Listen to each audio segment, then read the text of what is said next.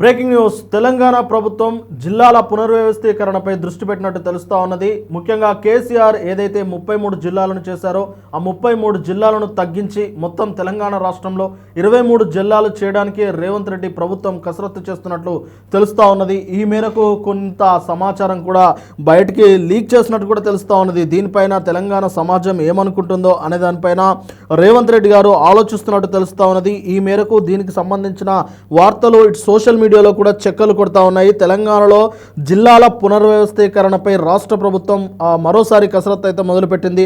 పరిపాలనా సౌలభ్యం, నియోజకవర్గాల భౌగోళిక సరిహద్దుల ప్రతిపాదికన గత బీఆర్ఎస్ హయాంలో ఏర్పాటైన 33 జిల్లాలను 23కి కుదించాలని తెలంగాణ ముఖ్యమంత్రి రేవంత్ రెడ్డి భావిస్తున్నట్లు సమాచారం. ఈ క్రమంలో సుమారు 10 జిల్లాలను రద్దు చేసి వాటిని పక్కనే ఉన్న పెద్ద జిల్లాల్లో విలీనం చేసే అవకాశం ఉన్నట్లు రాజకీయ వర్గాల్లో పెద్ద ఎత్తున చర్చ నడుస్తూ ఉన్నది. మొత్తం మీద చిన్న జిల్లాలుగా ఉన్న సిరిసిల్ల, సిద్దిపేట, నారాయణపేట, ములుగుతో పాటు మరో 6 జిల్లాలను రద్దు చేసే అవకాశం ఉన్నట్టు తెలుస్తూ ఉన్నది.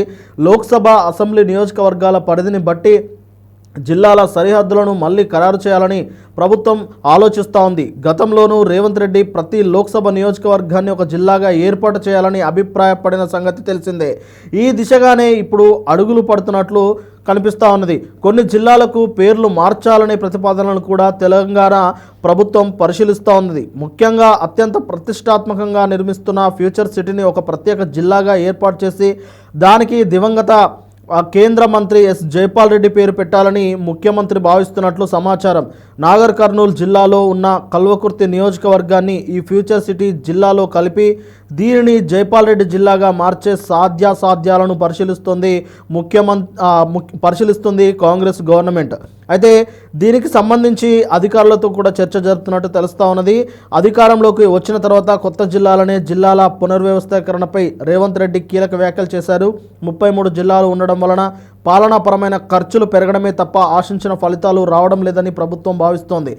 అందుకే చిన్న జిల్లాలను విలీనం చేయడం ద్వారా వ్యవస్థలను బలోపేతం చేయాలని ఆలోచిస్తూ ఉంది. అయితే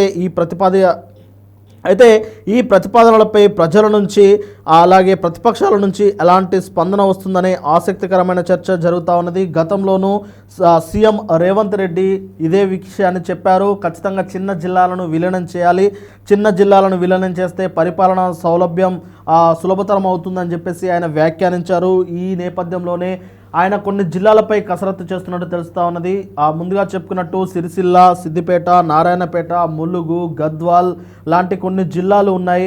ఖచ్చితంగా ఆ జిల్లాలను పక్కనున్న జిల్లాలతో సమీకృతం చేసి పక్కన జిల్లాలలో విలీనం చేస్తే ఇక పాలనా పరంగా కాస్త ఖర్చులు కూడా తగ్గే అవకాశం ఉంటుందనేది ఆయన అయితే భావిస్తూ ఉన్నారు. మరి ఇప్పటికే బీఆర్ఎస్ హయాంలో అయితే కొన్ని ముఖ్యమైన కార్యక్రమాలు అయితే ఆ జిల్లాల్లో చేశారు. ప్రతి జిల్లాకు ఒక కలెక్టరేట్ భవనాన్ని, ఒక ఎస్పీ భవనాన్ని కూడా నిర్మించారు. మరి ప్రతి జిల్లాలో నిర్మించారు కాబట్టి ఒకవేళ విలీనం చేస్తే ఆ భవనాలను దేనికి ఉపయోగిస్తారు అనే దానిపైన కూడా ఇప్పుడు చర్చ నడుస్తూ ఉన్నది.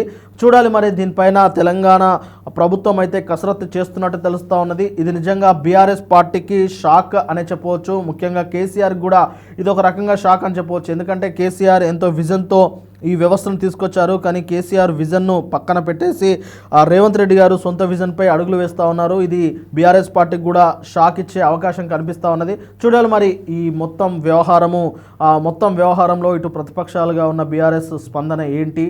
ఒకవేళ 33 నుంచి 23 జిల్లాలకు మార్చితే ఆ ప్రతిపక్షాలు ప్రజల నుంచి వస్తున్న స్పందన ఏంటి అనే దానిపైన ఇప్పుడు ప్రభుత్వం కూడా నిశ్చితంగా పరిశీలిస్తున్నట్టు తెలుస్తూ ఉన్నది.